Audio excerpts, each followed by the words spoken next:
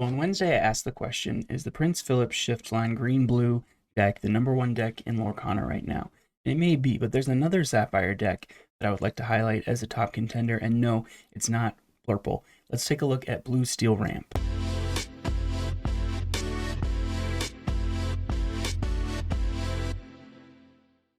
Now I know I talked about this deck before during set 9, but there's so many cool additions to this deck going into this next set that I think it really upped its game a lot. It can hang with any of the decks in the meta, has great tools against aggro, pretty good matchup into Blurple, green, blue.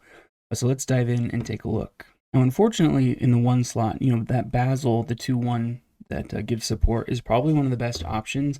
But you really want to pair that with some rush characters, and we don't have any rush characters. But I think Captain Hook is probably your second best option in these color combos in terms of 1-cost abilities. He's got Challenger 2. He's pretty much Rafiki, but literally just better, right? He's got a 1/2 stat line with Challenger 2, Quest for 1. You're not really going to quest with him. He's primarily to control aggro until you get your larger threats out. But he's been such a great card ever since set 1. Then we got Mulan, Disguised Soldier. 1 cost, 2/1 stat line, Quest for 1.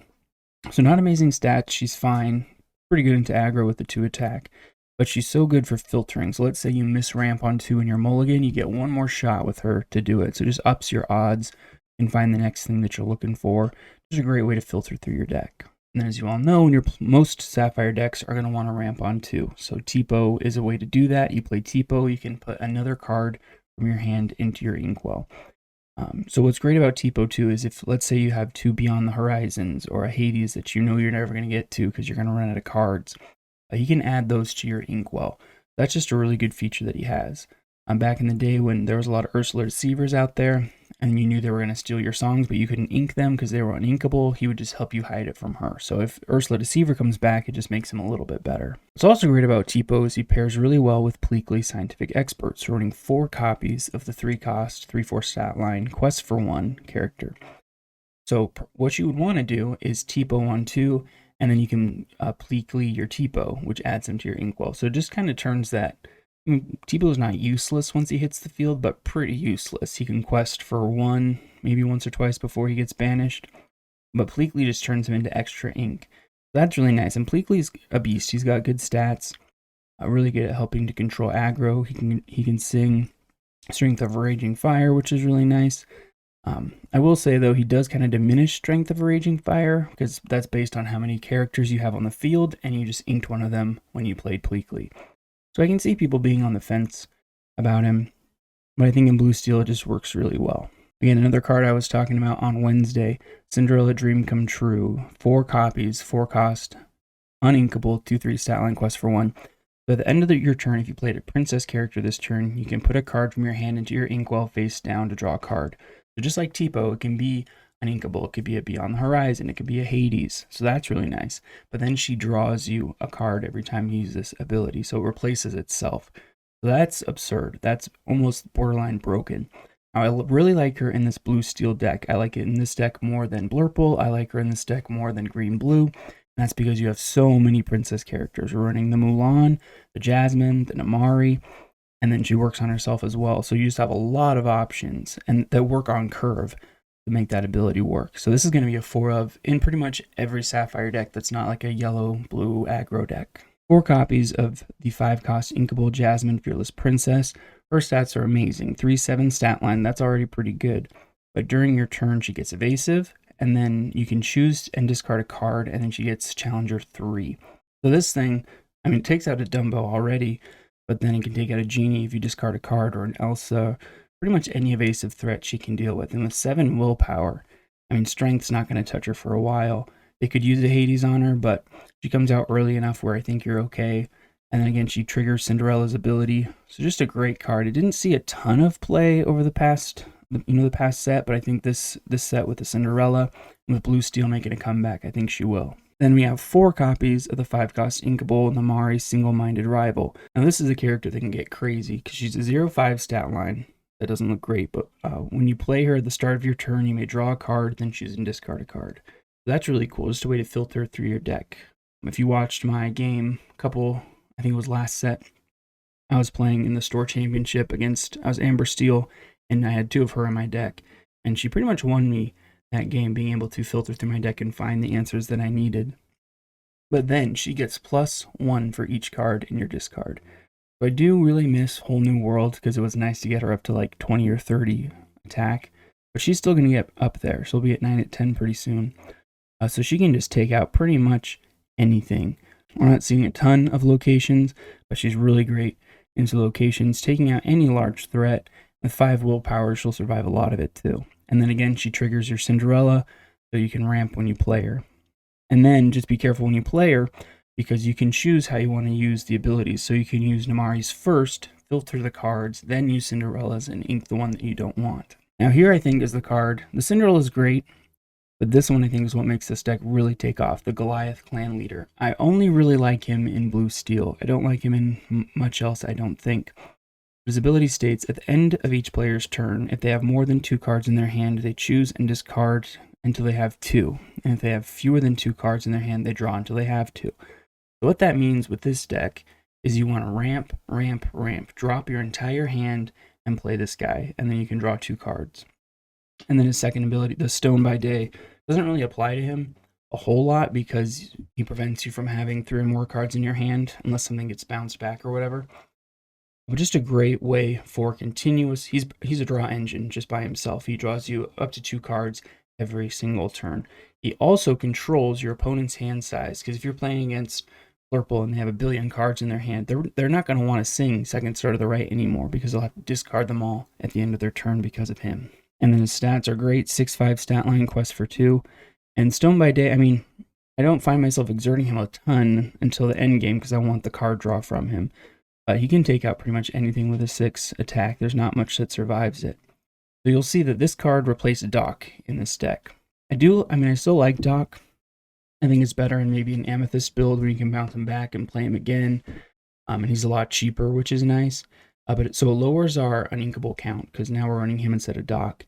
And it's pretty much like you play Doc every single turn. The one reason I would like Doc better in this deck, same reason I like Doc a little bit better in Steel Song, is when I play a Doc and draw, like, let's say a song, Strength of a Raging Fire, or he hurled his Thunderbolt, it's nice to be able to draw them off the dock and play them that same turn and not have to wait till the start of your next turn.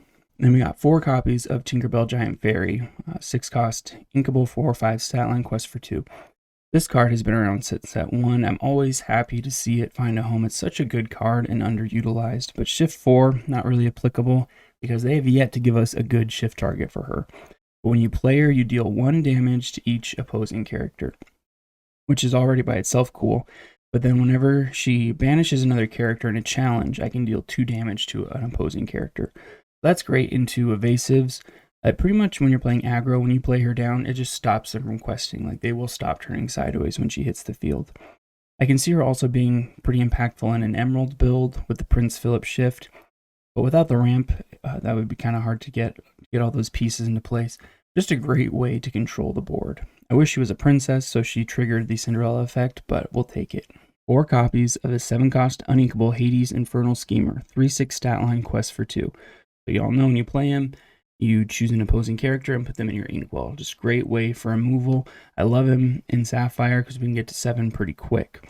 So this is what you're going to want to use on larger targets that you can't just take out with strength or something like that. Just be careful, you don't want to ramp your opponent at the wrong time, but normally it's worth it. Then 4 copies of the 7 cost inkable Vincenzo, 2/8 stat line, quest for 3.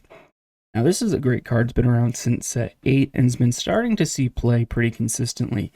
The 8 willpower, that's very impressive, very hard to deal with. I wish it was 3/7 instead of 2/8 because that new Headless Horseman or Under the Sea just takes him out, which is frustrating right after you play a 7 cost character to have it taken out so easily. So I do wish the attack was a little bit higher.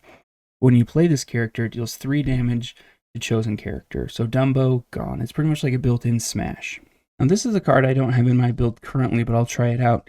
It's seen a lot of plays. The 8 cost inkable Headless Horseman Cursed Rider. So shift 5, but we're not using any shift targets.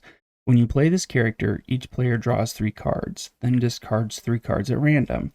Choose an opposing character and deal 2 damage to them for each action card discarded this way. So a lot of steps to that. but I can see how that could deal some damage pretty quickly, right? Even 1 or 2 actions, you're looking at 2 or 4 damage. So that can be some cool damage. Maybe if there's a better shift target, I would like this a little bit better. But at 5/7 stat line quest for 2, I'm interested to try it out.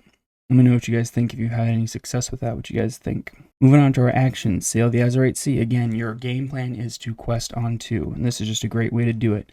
You draw a card and you can ink an extra card. That is not exerted. So you can go ahead and play an extra Captain Hook or Mulan if you have it on the field, which is nice. Strength of a Raging Fire, one of the best removal cards in the game. 3-cost Song. Deal damage to chosen character equal to the number of characters you have in play. Now, I really like this card in Amber Steel. I really like this card in Amethyst Steel.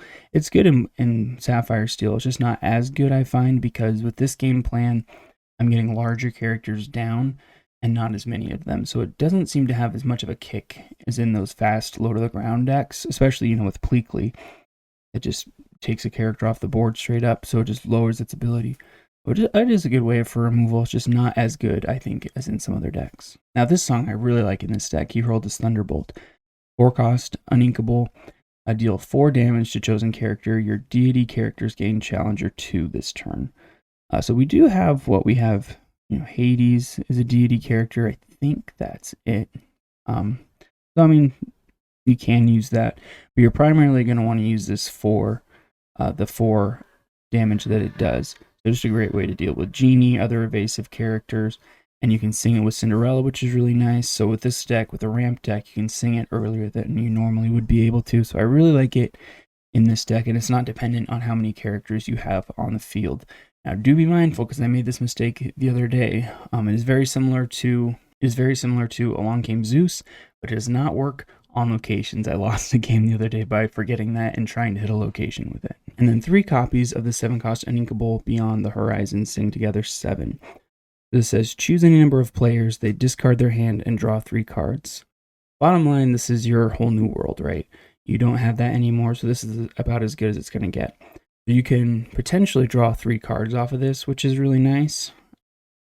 And again, being a 7-cost in a Sapphire deck, it's easy to get to 7, and there's a couple characters in your deck that can just play it by themselves, right? Once you play Hades, Vinny, Headless Horseman, they can just sing that by themselves, which is really nice. It's also really nice if your opponent's hand is getting out of control, because you can make them discard the whole thing and draw 3. So if you can outramp your opponent, even if they have 3 or 4 cards in their hand and you play this, it's really nice, because normally, right, we mulligan, we come up with a game plan, we ink based on that game plan, and so the cards we have left in our hand are really the ones that we want. So when you make them just discard their whole hand and draw 3 completely new ones, it really messes up their flow. So let me know what you guys think. I really enjoy playing this deck. I've loved Blue Steel since set 4. I just wish it was more consistent over the last few sets, but let me know, do you think this is the set that Blue Steel makes its move? Let me know down in the comments. As always, thank you for watching Night in Training. If you enjoyed, please like, subscribe, share with a fellow Lumineer, and keep on learning Lorcana one misplay at a time.